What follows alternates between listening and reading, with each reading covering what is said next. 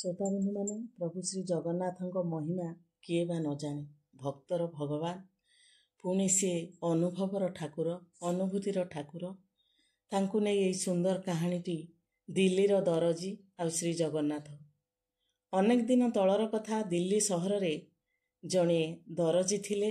ସେ ବଡ଼ ଧାର୍ମିକ, ଦେଖିବାକୁ ପୂଜା କେମ୍ପା ହେଲେ ହେଁ ଗୁଣ ତାଙ୍କର ବହୁତ ସୁନ୍ଦର। ସିଲେଇ କାମରେ ଥାଇ ସବୁବେଳେ ତାଙ୍କର ମନ ଥାଏ ଜଗନ୍ନାଥଙ୍କ ପାଖରେ। ତାଙ୍କର ଲୁଗା ସିଲେଇବା ଅତି ସୂକ୍ଷ୍ମ ଏବଂ ସୁନ୍ଦର।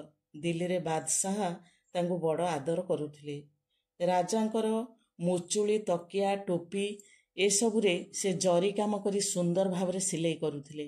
ଦିନେ ବାଦଶାହ ଦରଜୀଙ୍କୁ ଡାକି ତାଙ୍କୁ କହିଲେ, ତୁମେ ଏପରି 2ଟି ତକିଆ କରିବ ଯାହା ଦେଖିଲେ ଲୋକେ ଚମକି ପଡ଼ିବେ।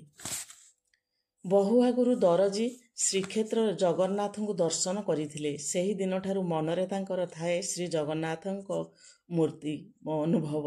ମୁଚୁଳି ତିଆରି କରିବା ବେଳେ ସେ ଭାବିଲେ, ଏଇ ମୁଚୁଳିଟି ବା ଏଇ ତକିଆଟି କେବଳ ଜଗନ୍ନାଥଙ୍କର ଯୋଗ୍ୟ ସିନା। 2ଟି ତକିଆ ସିଲେଇ ସରିଲା। ଯିଏ ଦେଖିବ ତାର ଆଖି ଝଲସି ଉଠିବ। ସେଦିନ ହୋଇଥାଏ ଶ୍ରୀକ୍ଷେତ୍ରରେ ଗୁଣ୍ଡିଚା ଯାତ। ଦରଜୀ ମନେ ମନେ ଗୁଣ୍ଡିଚା ଯାତକୁ ଯାଇ ଜଗନ୍ନାଥଙ୍କୁ ଦର୍ଶନ କରି ତକିଆଟି ଜଗନ୍ନାଥଙ୍କୁ ଦେବା ପାଇଁ ମନେ ମନେ ସ୍ଥିର କଲେ। ଦରଜୀର ଶ୍ରଦ୍ଧା ଦେଖି ଜଗନ୍ନାଥ ତାହା ନେଇଗଲେ। ଏ ତ ଅତି ଅଦ୍ଭୁତ କଥା। ଦରଜୀର ମନ ଆନନ୍ଦରେ ନାଚି ଉଠିଲା। ଏଣେ ପାଖରେ ତାଙ୍କର ଅଛି ଗୋଟିଏ ମାତ୍ର ତକିଆ। ଦରଜୀ ମନରେ ଆନନ୍ଦରେ ଢେଉ ଖେଳିଗଲା। ଭାବିଲା, ରାଜା ଯେଉଁ ଦଣ୍ଡ ଦିଅନ୍ତୁ ପଛେ ସେଠିକି ମୋର ଆଉ ଡର ଭୟ ନାହିଁ। ଦିନେ 2 ଦିନ ପରେ ବାଦଶାହଙ୍କର ପିଆଦା ଆସିଲା। 2ଟି ଯାକ ମୁଚୁଳି ରାଜା ଚାହୁଁଥାନ୍ତି। ଦରଜୀ ଗୋଟିଏ ମୁଚୁଳିକୁ ନେଇ ବାଦଶାହଙ୍କ ପାଖରେ ହାତ ଯୋଡ଼ି ଠିଆ ହେଲା। ରାଜା ଆଉ ଗୋଟିଏ ମୁଚୁଳିର କଥା ପଚାରିଲେ।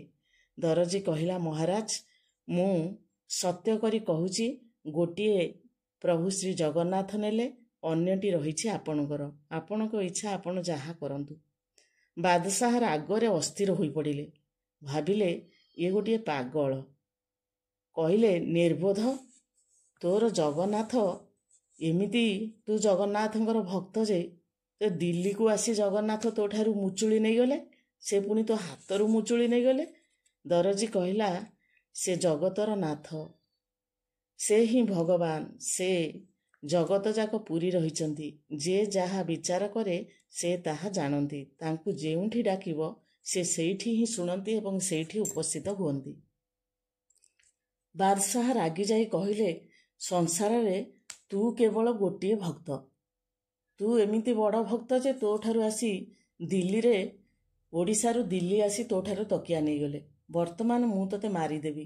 କେଉଁ ଜଗନ୍ନାଥ ରକ୍ଷା କରୁଛି କରୁ। ସୈନ୍ୟମାନଙ୍କୁ କହିଲେ, ଏଇ ଶଇତାନକୁ ହାତ ଗୋଡ଼ରେ ଶିକୁଳି ଦେଇ ବନ୍ଦୀ ଘରେ ଖାଇବାକୁ ନ ଦେଇ ରଖିଦିଅ। ଦେଖ କେଉଁ ଜଗନ୍ନାଥ ତାକୁ ଏଥିରୁ ଉଦ୍ଧାର କରୁଛନ୍ତି। ବନ୍ଦୀ ଘରେ ବିଚରା ଦରଜୀ ବିକଳରେ ଡାକିଲା, ପ୍ରଭୁ। ପ୍ରଭୁ ଶ୍ରୀ ଜଗନ୍ନାଥଙ୍କ କୃପା ଦୃଷ୍ଟି ପଡ଼ିଲା। ଅନ୍ଧାରିଆ ବନ୍ଦୀଘର ଆଲୁଅରେ ପୂରି ଉଠିଲା। ହାତ ଗୋଡ଼ରୁ ଶିକୁଳି ଆପେ ଆପେ ଫିଟିଗଲା। ଦରଜୀ ଲୁହ ଛଳ ଛଳ ଆଖିରେ ଦେଖିଲା ଶ୍ରୀ ଜଗନ୍ନାଥଙ୍କୁ। ତାର ଜୀବନ ପବିତ୍ର ହୋଇଗଲା। ସେହି ରାତିରେ ବାଦଶାହ ସ୍ୱପ୍ନ ଦେଖୁଛନ୍ତି। କେହି ଜଣେ ତାଙ୍କୁ କହୁଛନ୍ତି, ତୋର ବାଦଶାହପଣ କେବଳ ମୋରି ଦୟାରେ ତୋତେ ମିଳିଛି। ମୋର ଭକ୍ତ ଛାର ମୁଚୁଳିଟିଏ ପାଇଁ ଭକ୍ତି ଭାବରେ ମୋତେ ଦେଲା। ଏଥିରେ ତୋର ଏତେ କ୍ରୋଧ ଯେ ତୁ ତାକୁ ମାରିଦେବାକୁ ବସିଛୁ। ଶୀଘ୍ର ତାକୁ ନ ଛାଡ଼ିଲେ ତୋର ଜୀବନ ରହିବ ନାହିଁ। ଶୂନ୍ୟରୁ ବେତର ପାହାର ଅଜାଡ଼ି ହୋଇ ପଡ଼ିଲା ବାଦଶାହଙ୍କ ପିଠିରେ। ବାଦଶାହ କଲବଲ ହୋଇ ରାତିରେ ଉଠି ବନ୍ଦୀ ଘରକୁ ଦୌଡ଼ିଲେ। ଦେଖିଲେ ବନ୍ଦୀର ହାତ ଗୋଡ଼ରେ ଶିକୁଳି ନାହିଁ। ଗୋଡ଼ ଧରି କ୍ଷମା ମାଗିଲେ ବାଦଶାହ ଦରଜୀର। ତହିଁ ଆରଦିନ ଦରଜୀକୁ ପାଟ ହାତୀ ଉପରେ ବସାଇ ଶ୍ରୀ ଜଗନ୍ନାଥଙ୍କ ଶ୍ରେଷ୍ଠ ଭକ୍ତ କହି ଦିଲ୍ଲୀ ସହର ସାରା ଚାରିଆଡ଼େ ବୁଲାଇଲେ। ସମସ୍ତେ ଦରଜୀର ଜୟ ଜୟକାର କଲେ ଏବଂ ଦରଜୀ ସମସ୍ତଙ୍କୁ ଅନୁରୋଧ କଲା, ପ୍ରଭୁ ଶ୍ରୀ ଜଗନ୍ନାଥଙ୍କର ଜୟ ଜୟକାର କର, କାରଣ ସିଏ ସମସ୍ତଙ୍କୁ ଏ ବିପଦରୁ ଉଦ୍ଧାର କରନ୍ତି। ସେ ସମସ୍ତଙ୍କ ସୁଖ ଦୁଃଖରେ ପାଖରେ ରହନ୍ତି ଏବଂ ସମସ୍ତଙ୍କ ଅସୁବିଧା ସମୟରେ ସେ ନିଜେ ସ୍ୱୟଂ ଆବିର୍ଭାବ ହୋଇ ସମସ୍ତଙ୍କର ଦୁଃଖକୁ ନିବାରଣ କରନ୍ତି। ତେଣୁ ପ୍ରଭୁ ଶ୍ରୀ ଜଗନ୍ନାଥଙ୍କର ଜୟ ଜୟକାର କର, ତମର ସକଳ ଦୁଃଖ ବିନାଶ ହେବ ଏବଂ ତୁମକୁ ଅସରନ୍ତି ଶାନ୍ତି ମିଳିବ। ପ୍ରଭୁ ଶ୍ରୀ ଜଗନ୍ନାଥଙ୍କର ଜୟ ଜୟ କରି ସମସ୍ତେ ଦିଲ୍ଲୀ ସହରକୁ ଫଟେଇ ଦେଲେ।